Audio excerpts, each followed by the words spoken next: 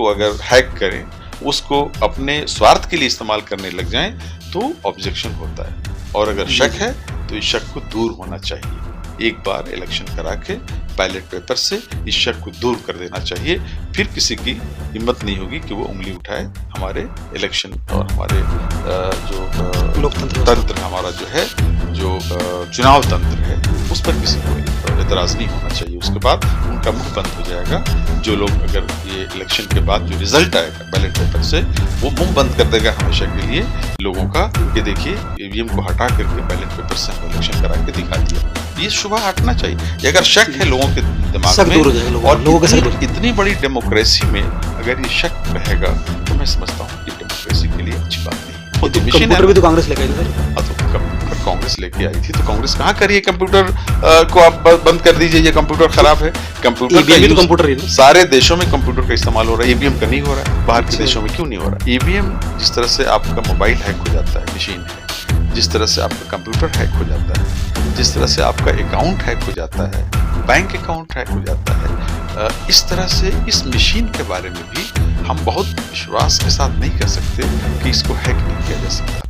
इसकी सारी गुंजाइशें हैं, पूरी संभावनाएं हैं, इसकी पॉसिबिलिटीज हैं इसकी कि इसको हैक किया जा सकता। और ये एक शुभा पैदा करता है लोगों के दिलों में, एक शक पैदा करता है कि ये मशीन जो है वो हमारे वोट का सही रिफ्लेक्शन नहीं करती। ये सवाल उठाया जाता रहा है। तो मेरा कहना ये, अच्छा, जब आप बैलेट पेपर के जरिए अपना वोट देते हैं, मतदान करते हैं, तो आपको मालूम है कि आपने जो जहां स्टैंप लगाया है वो आपने अपनी मर्जी से लगाया है, और आपको मालूम है कि कहाँ स्टैंप लगाया है और कहाँ आपने मोड़ करके उस बैलेट पेपर को बॉक्स में डाल दिया है। तो आपको पूरा विश्वास होता है कि मैंने जो वोट डाला है, जिसको डाला है उसी को गया है। और जब काउंटिंग होती है तो आपको ये इत्मीनान रहता है कि आपने जहां वोट डाला है उसी को आपका वोट गया है और उसी को मत मिला है।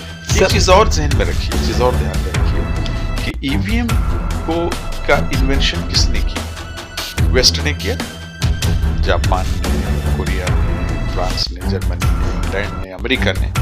ये सब जो टेक्नोलॉजी में, ये सब वो देश हैं जो बिल्कुल शिखर पर है। वही ईवीएम का इन्वेंशन भी हुआ, ईवीएम वहीं पे बनाया गया। लेकिन न जापान में, कोरिया में, न अमेरिका में, न फ्रांस में, न जर्मनी में, न यूके में, यूनाइटेड स्टेट्स में कहीं भी ईवीएम से इलेक्शन नहीं हुआ। प्रोफेसर अनवर पाशा, जवाहरलाल नेहरू यूनिवर्सिटी, नई दिल्ली। नमस्कार, मैं आपके साथ राज सिंह भाटी। आप देख रहे हैं राज न्यूज एक्सप्रेस और राज न्यूज अमृतवाणी। अभी हम हैं जेएनयू में। हम बात करेंगे, प्रोफेसर साहब हमारे साथ में हैं। अभी 4 स्टेट में इलेक्शन हुआ है और चारों स्टेट में कांग्रेस की बहुत बड़ी दावेदारी थी कि बीजेपी को बहुत बड़ी जीत मिली है। तो उसके ऊपर क्या कहना चाहोगे? ये आप सही कह रहे हैं कि 4 स्टेट्स में, खासतौर से 3 में बीजेपी को बड़ी कामयाबी मिली है। अगर आप गौर करें, जो साल भर से इस इलेक्शन के हवाले से जो बातें हो रही थी, मीडिया में आ रही थी, सोशल मीडिया में आ रही थी, लोगों की ओपिनियन जिस तरह से आ रही थी आम जनता की, उससे ये इम्प्रेशन बन रहा था कि शायद इन 3 स्टेट्स में, खासतौर से राजस्थान में और मध्य प्रदेश में, छत्तीसगढ़ में बीजेपी बैकफुट पे जाएगी, बीजेपी का आधार कम होगा, बीजेपी हारेगी इलेक्शन। मध्य प्रदेश में हारेगी और छत्तीसगढ़ में तो कांग्रेस की सरकार थी, वहाँ उसको हारना ही था, लोग ये ओपिनियन बना रहे थे। और राजस्थान में भी गहलोत सरकार जो कांग्रेस की थी, उसके बारे में लोगों की जो राय थी, जो वहाँ से इनपुट आ रहा था, उसमें ये बात कही जा रही थी कि गहलोत बड़ी मेजोरिटी से जीतेंगे और मध्य प्रदेश में बड़ी मेजोरिटी से कांग्रेस जीतेगी, छत्तीसगढ़ में भी जीतेगी, क्योंकि वहाँ जो चीफ मिनिस्टर हैं बघेल साहब, वो उनका बहुत अच्छा परफॉर्मेंस रहा है, लोगों की राय थी। लेकिन जब रिजल्ट आया तो ये अंदाजा हुआ कि जो पब्लिक परसेप्शन था, जो पब्लिक मूड था इन तीनों स्टेट्स में, उस मूड के मुताबिक नहीं आया है ये रिजल्ट। ये जो मैंडेट आया है इन 3 स्टेट्स में बीजेपी को, जो वहाँ मेजोरिटी जिस तरह से मिली है, वो लोगों का ख्याल ये है कि ये अनएक्सपेक्टेड था, ये बिल्कुल अनुरूप नहीं है उस परसेप्शन के, जो परसेप्शन इलेक्शन से पहले बना था, जो पब्लिक का मूड था, उसके अनुरूप ये रिजल्ट ये नहीं है। तो ये पब्लिक के मन में था जब रिजल्ट आया ना, ये पब्लिक ने बीजेपी को चाहा, बीजेपी काम देखा, जब भी तो रिजल्ट आया है। तो इसमें क्या कुछ और भी आपको खेल लगता है कि ईवीएम खेल है क्या? कांग्रेस बाद में बोलती है ईवीएम में ही खो गया, वो जीत गए तो ईवीएम नहीं है, हार गए तो ईवीएम है। तो क्या है सर, थोड़ा आप प्रोफेसर हो, नॉलेज है सर आपको? ईवीएम एक बड़ा मुद्दा रहा है, आज से नहीं, पहले से भी ईवीएम एक बड़ा मुद्दा रहा है। ये 2014 से ही ईवीएम को एक मुद्दा के तौर पर लोग उठाते रहे हैं। विपक्ष की बहुत सारी पार्टियां, बहुत से बुद्धिजीवी, कुछ सुप्रीम कोर्ट और हाई कोर्ट के रिटायर्ड जजेस भी ये बात करते रहे हैं कि ईवीएम जो है रिलायबल नहीं है, विश्वसनीय नहीं है। क्योंकि ईवीएम में जो अब वोट डालने जाता है वोटर, जो उसका अधिकार है, कॉन्स्टिट्यूशनल अधिकार है, वोटर ही गवर्नमेंट बनाता है, वोटर ही अपने मत से, एक एक वोट से सरकार बनती है। तो ईवीएम में जब आप वोट डालने जाते हैं तो आपको ये नहीं पता होता कि आप जो बटन दबा रहे हैं इसका वोट कहाँ जा रहा है, मशीन काम कर रही है नहीं कर रही है। सर वीवीपैट भी है, उसमें पर्ची निकलती है बाहर सर। वीवीपैट भी 3 उसके चैनल्स हैं। आप जब बटन दबाते हैं तो एक चैनल जाता है वीवीपैट की तरफ, एक चैनल जाता है उस बॉक्स में जहाँ वोट काउंट होता है। और इस तरह से आप ये अंदाजा लगाइए कि आपको पता है कि जो चैनल जो आपने दबाया है मशीन पे, जो जहाँ पे आपने अपना उंगली दबाया है, जिसको वोट दिया है, क्या वो वीवीपैट का जो चैनल जो है, जिस लाइन से वीवीपैट में जा रहा है, वही लाइन उस रिजल्ट वाले बॉक्स में जा रहा है? आप श्योर हैं? वोटर श्योर होता है? नहीं होता है, उसको नहीं पता। दूसरा ये है कि मशीन है ईवीएम। जिस तरह से आपका मोबाइल हैक हो जाता है, मशीन है। जिस तरह से आपका कंप्यूटर हैक हो जाता है, जिस तरह से आपका अकाउंट हैक हो जाता है, बैंक अकाउंट हैक हो जाता है, इस तरह से इस मशीन के बारे में भी हम बहुत विश्वास के साथ नहीं कह सकते कि इसको हैक नहीं किया जा सकता। इसकी सारी गुंजाइशें हैं, पूरी संभावनाएं हैं, इसकी पॉसिबिलिटीज हैं इसकी कि इसको हैक किया जा सके। और ये एक शुभा पैदा करता है लोगों के दिलों में, एक शक पैदा करता है कि ये मशीन जो है वो हमारे वोट का सही रिफ्लेक्शन नहीं करती। ये सवाल उठाया जाता रहा है। तो मेरा कहना ये, अच्छा, जब आप बैलेट पेपर के जरिए अपना वोट देते हैं, मतदान करते हैं, तो आपको मालूम है कि आपने जो जहां स्टैंप लगाया है वो आपने अपनी मर्जी से लगाया है, और आपको मालूम है कि कहाँ स्टैंप लगाया है और कहाँ आपने मोड़ करके उस बैलेट पेपर को बॉक्स में डाल दिया है। तो आपको पूरा विश्वास होता है कि मैंने जो वोट डाला है, जिसको डाला है,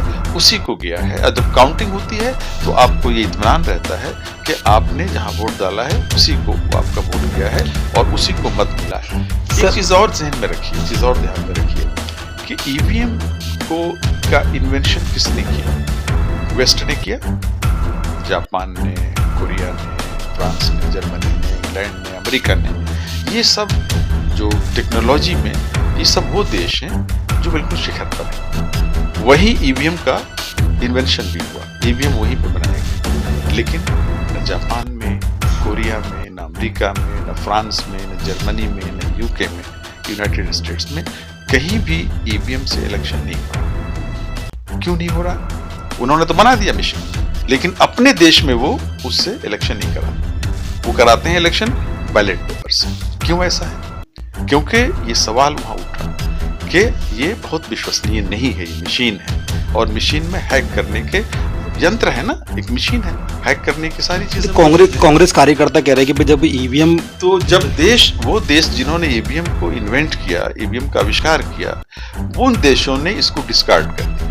वो नहीं कह सकता कि वो हैक हो गया है या उसमें गड़बड़ी हो गई है या उसमें कोई प्रॉब्लम हो गई है, तो जाहिर है कि वो नहीं हो सकता। दूसरी चीज ये है कि बैलेट पेपर से इलेक्शन हो या ईवीएम से इलेक्शन हो, अगर आपका इलेक्शन का तंत्र ईमानदार नहीं है, ईमानदारी से नहीं होता है, आज इसकी पूरी संभावनाएं हैं और रही हैं हमारे देश में इसकी पूरी संभावनाएं कि जाकर के बूथ पर वोट जो है वो छाप दिया जाए या मशीन से दबा करके इलीगल वोट डाल दिया जाए।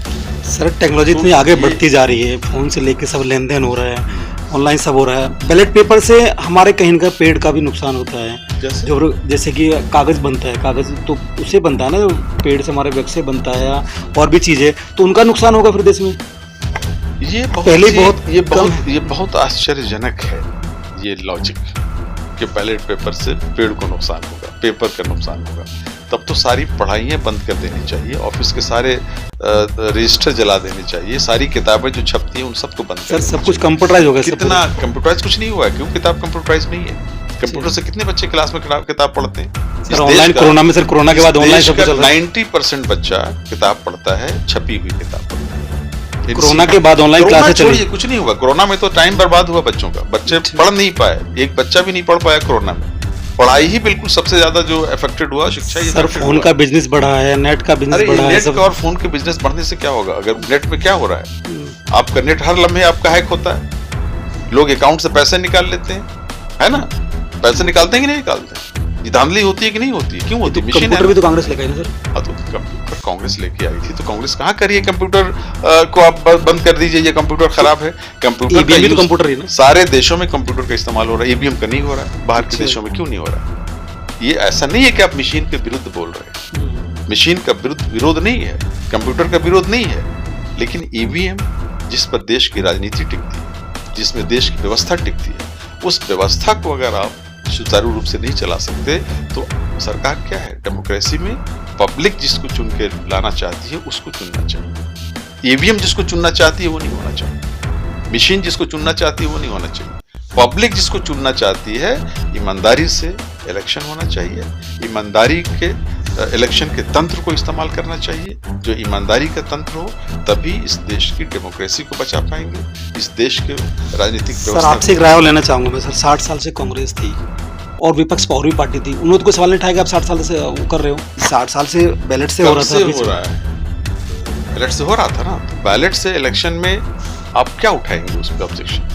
क्या है आप कैसे बैलेट से इलेक्शन क्यों खराब है बताइए? क्यों नहीं होना चाहिए? पहले मशीन नहीं थी, पहले कंप्यूटर नहीं था, है ना? इसलिए बगैर कंप्यूटर के रजिस्टर से भी काम होता था ऑफिस में, आज भी होता है। आज भी अगर आप जाएं ऑफिस में तो 80% ऑफिसेज में काम बैलेट पेपर से हो रहे, उससे पेपर पे हो रहे। आप चले जाइए छोटे शहरों में, आप चले जाइए कैपिटल, जो स्टेट कैपिटल। सर युवा नेता बोल रहे हैं कि देश बदल रहा है, कंप्यूटर सब कुछ हो गया है। कंप्यूटर का विरोध नहीं है, मशीन को हम अगर कंप्यूटर को गलत इस्तेमाल करें, अब साइंस जो है वो ह्यूमन बीइंग के, मनुष्य के फायदे के लिए बना है साइंस, लेकिन उसी साइंस से मशीनें कैसी बनाई? ये जो बम बनाए गए हैं, ये जो एटम बम बनाए गए हैं, ये जो आज मिसाइल बन रहे हैं, किसके लिए बन रहे हैं? साइंस से बन रहे हैं ना, जनता को मारने के लिए। चाहे जिस देश की जनता मरे, जिस देश पे अटैक करें, जो मजबूत देश और कमजोर देशों पर अटैक करके मार रहा है, तो ये साइंस का कसूर है क्या? ये साइंस का, विज्ञान का कसूर नहीं है। आप विज्ञान को कैसे इस्तेमाल करते हैं? अपने फायदे के लिए इस्तेमाल करते हैं या जनमानस के, आम मनुष्यों के फायदे के लिए इस्तेमाल करते हैं? साइंस को हर तरह से इस्तेमाल किया जा सकता है, डिस्ट्रक्शन के लिए भी, बम बना करके भी, और अच्छे जो इंसान के लिए जरूरी चीजें हैं साइंस के जरिए, उस तरह की मशीनें बना करके इंसान की जरूरतों की पूर्ति करने वाली मशीनें बनाना चाहिए। तो मशीन उसके लिए जिम्मेदार नहीं है। मशीन का इस्तेमाल करने वाले लोग अगर उसमें बेईमानी करें, उसमें तिगड़म करें, उसको अगर हैक करें, उसको अपने स्वार्थ के लिए इस्तेमाल करने लग जाएं, तो ऑब्जेक्शन होता है। और अगर शक है तो इस शक को दूर होना चाहिए। एक बार इलेक्शन करा के बैलेट पेपर से इस शक को दूर कर देना चाहिए, फिर किसी की हिम्मत नहीं होगी कि वो उंगली उठाए हमारे इलेक्शन और हमारे जो लोकतंत्र तंत्र हमारा जो है, जो चुनाव तंत्र है, उस पर किसी को एतराज नहीं होना चाहिए। उसके बाद उनका मुंह बंद हो जाएगा। जो लोग अगर ये इलेक्शन के बाद जो रिजल्ट आएगा बैलेट पेपर से, वो मुंह बंद कर देगा हमेशा के लिए लोगों का कि देखिए ईवीएम को हटा करके बैलेट पेपर से हमने इलेक्शन करा के दिखा दिया। ये शुबा हटना चाहिए। अगर शक है लोगों के दिमाग में, और इतनी बड़ी डेमोक्रेसी में अगर ये शक रहेगा, तो मैं समझता हूँ कि डेमोक्रेसी के लिए अच्छी बात नहीं है। सर आपका पूरा नाम क्या sir? Professor Anwar Pasha, Jawaharlal Nehru university, नई दिल्ली। दर्शकों, आपको हमने प्रोफेसर साहब को सुनाया और पूरी उन्हें समझाया ढंग से कि एक बार बैलेट पेपर से इलेक्शन होना चाहिए। और हम एक और क्वेश्चन करना चाहेंगे, अगर सर जैसे विपक्ष है 2024 में इसकी मांग करने लगे तो क्या होगा? नहीं, मैं यही तो कह रहा हूँ कि अगर विपक्षी पार्टियां और जनता में भी अगर ये अविश्वास है ईवीएम को लेकर के, तो जनता को भी और विपक्षी पार्टियों को भी एकजुट होकर के आने वाले किसी भी इलेक्शन, चाहे 2024 का इलेक्शन हो या किसी स्टेट का इलेक्शन हो, उसमें इसको साबित कर देना चाहिए कि ये सवाल कितना सच है, कितना गलत है। बैलेट पेपर से इलेक्शन करा के इस सवाल को, और राजनीतिक पार्टियों को भी इस सवाल को मजबूती से उठाना चाहिए और इलेक्शन कमीशन के सामने रखना चाहिए कि आप एक बार ये इलेक्शन करा के देखिए, चाहे स्टेट का इलेक्शन हो या राष्ट्र का इलेक्शन 24 में होने वाला है वो हो, एक बार हो जाए इलेक्शन, और अगर सही है, अगर लगता है कि नहीं ये धांधली नहीं हुई है, अगर लगता है कि ईवीएम में धांधली होती रही है और बैलेट पेपर में धांधली नहीं हो सकती है, तो इस विश्वास को या इस अविश्वास को एक तरह से दूर करना चाहिए और विश्वास को दृढ़ करना चाहिए कि हमारी जो लोकतंत्र है, हमारी जो राजनीतिक व्यवस्था है, हमारा जो चुनाव व्यवस्था है वो बिल्कुल सही है। तो सत्ता पार्टी जो होती है वो कहती है कि जो अब ईवीएम में धांधली है, तो वो तेलंगाना कैसे जीत गए और कमलनाथ कैसे जीत गए और राजस्थान के मुख्यमंत्री कैसे जीत गए? देखिए, ईवीएम में 100% धांधली अगर आप करेंगे तो एक दिन भी ईवीएम का व्यवस्था नहीं चल पाएगा। जो ईवीएम को जो लोग हैक करते हैं, इसकी पूरी एक टेक्निक है कि हमें कितना % हैक करना है, कितना % वोट को हमें प्रभावित करना है और कैसे करना है। ये सब बहुत सोच समझ करके किया जाता है। पूरा ट्रैक है। ये इतना आसान नहीं है। इसे गाड़ी रोड पर चलती कैसे बचाना है, कैसे चलाना है, इसको समझना इतना आसान नहीं है। जो लोग हैं वो बड़े इंजीनियर्स हैं, जो ये सब करते होंगे अगर, तो उनको पता है कि कितना % कहाँ कितना हम कर सकते हैं, किस तरह का मूड है पब्लिक का, और उसी मूड के हिसाब से वो ईवीएम को भी डिस्टर्ब कर सकते हैं, हैक कर सकते हैं। तो ये ऐसा नहीं है कि ये हर जगह एक ही तरह से हो, कंस्टिट्यूएंसी वाइज भी होता है, स्टेट वाइज भी हो सकता है। तो ये आप इसको ध्यान में रखिए कि एकदम अगर ये 100% हो जाए, ईवीएम अगर करप्ट कर दिया जाए ईवीएम को 100%, तो फिर तो ईवीएम को लोग जला देंगे।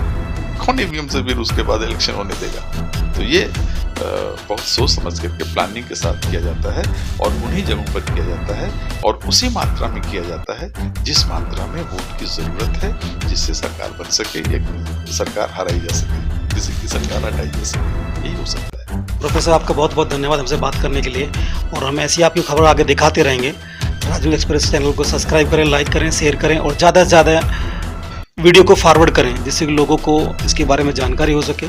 सभी दर्शकों का धन्यवाद। आप सभी का स्वागत है। पूरी खबर देखने के लिए हम उठाएंगे आपकी आवाज़। चैनल को सब्सक्राइब करें, लाइक करें, शेयर करें, कमेंट करें, ज़्यादा से ज़्यादा खबर को शेयर करें, जिससे कि लोगों को अपने एरिया की खबर मिल सके। सभी का धन्यवाद। अपराध से अंजाम तक पाइए सीधा अपने मोबाइल पर।